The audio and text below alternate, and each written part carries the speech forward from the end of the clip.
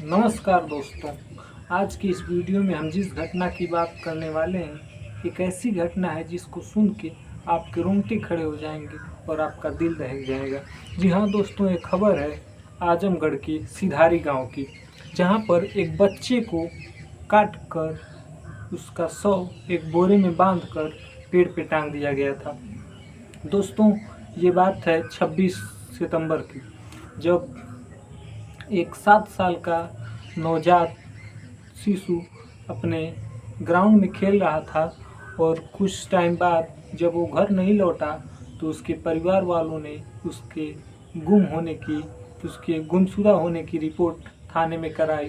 तो थाने पे तैनात सिपाहियों ने और अफसर ने उनसे कहा कि उन्हें 24 घंटे की मोहलत चाहिए, तब जाकर वो इस बच्चे को ढूंढ पाएंगे। तो दोस्तों, लेकिन कहते हैं ना कि अब पछताए क्या होत जब चिड़िया चुग गई खेत। जी हाँ दोस्तों, ये कहानी है आजमगढ़ के सिधारी स्टेशन की, जहाँ पे पुलिस ने 24 घंटे की मोहलत ली थी परिवार से बच्चे को ढूंढने की।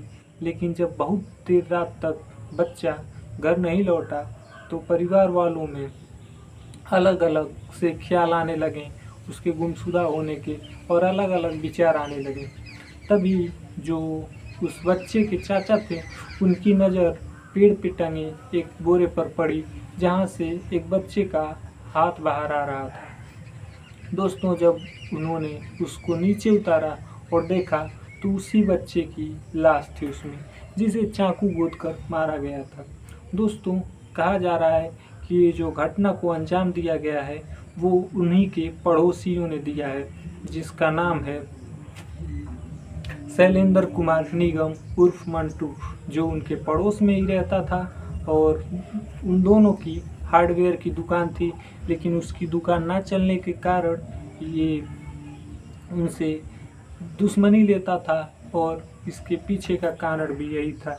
दोस्तों, माना जा रहा है कि जो मंटू था वो उसकी भी हार्डवेयर की दुकान थी और इनकी भी, लेकिन उसकी ना ज़्यादा चलने के कारण ये धर्म को लेकर या फिर आपसी रंजिश को लेकर ये घटना अंजाम दी गई है।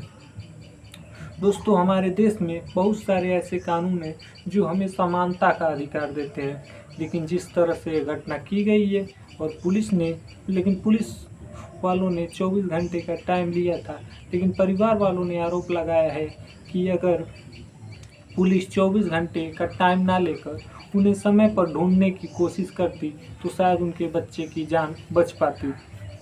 दोस्तों, और पुलिस ने जब इस मामले की बारीकी से छानबीन की तो उन्हें पता चला कि यह जो घटना है वो उन्हीं के पड़ोसियों ने दी है, और तब जाके पुलिस ने उन दो फरार युवकों को ढूंढने का प्रयास किया। जब पुलिस ने देखा कि वो दोनों लापता हैं तो उन्हें उनके मोबाइल के जरिए, जहां से उन्होंने फिरौती के पैसे की मांग की थी, उस नंबर को ट्रेस किया गया। तो तब जाकर पुलिस उन लोगों को पकड़ पाई, और पुलिस को देखते ही उन दोनों ने फायरिंग शुरू कर दी, जिसके बाद पुलिस ने विपक्षी फायरिंग में दोनों को घायल कर दिया। एक के पैर पे 2 गोलियां लगी और दूसरे के पैर पे 1, और दोनों को हिरासत में ले लिया गया। दोस्तों, हमारे कानून में यह अधिकार है कि हमें समानता का अधिकार है। हम किस धर्म के हैं, किस जाति के हैं, इस पे निर्भर नहीं करता। हम एक भारतीय हैं तो हम सभी को एकजुट होकर रहना चाहिए। हम सबको अपने अपने धर्म के प्रति ईमानदार रहना चाहिए, और हमको अपने अपने धर्म मानना चाहिए। हमें हमारा धर्म कभी भी किसी से दुश्मनी लेना नहीं सिखाता। हमारा धर्म को पालन करना सिखाता है, बाकी दूसरों से बैर करना नहीं सिखाता।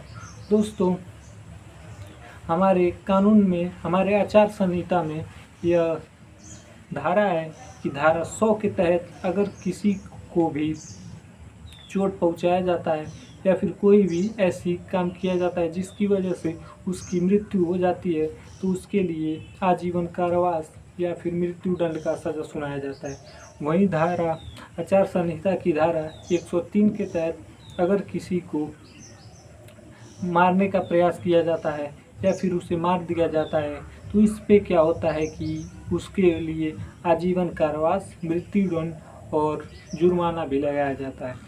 तो दोस्तों, हमारे देश में इतने कानून और इतने सारे संविधान धाराओं के होते हुए भी जिस तरह से आजकल मामले बढ़ रहे हैं धर्म को लेकर, जाति को लेकर और असमानता को लेकर, ऐसी और घटनाएं ना बढ़े उसके लिए हम सबको जागरूक बनना चाहिए।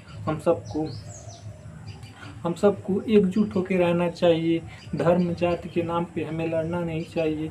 हमें अपने अगल बगल के लोगों में प्रेम व्यवहार बनाना चाहिए। हमें किसी से भी जलन नहीं रखनी चाहिए। ज़्यादातर मामलों में होता यही है, या तो हम दूसरों की तरक्की से जल के ऐसा करते हैं। नहीं दोस्तों, हमें भी मेहनत करना चाहिए, बल्कि ऐसे कदम नहीं उठाने चाहिए। अब बताइए, उस 7 साल के नवजात शिशु की क्या ही गलती थी? उसने तो अभी पूरी दुनिया भी नहीं देखी थी और उसके साथ यह घटना हो गई।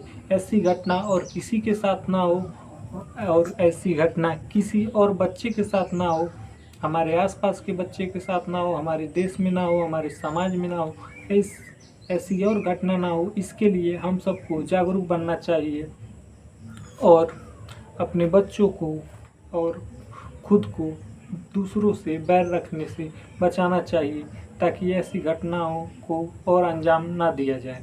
मिलते हैं एक ऐसी ही और वीडियो में, तब तक के लिए जय हिंद, जय भारत।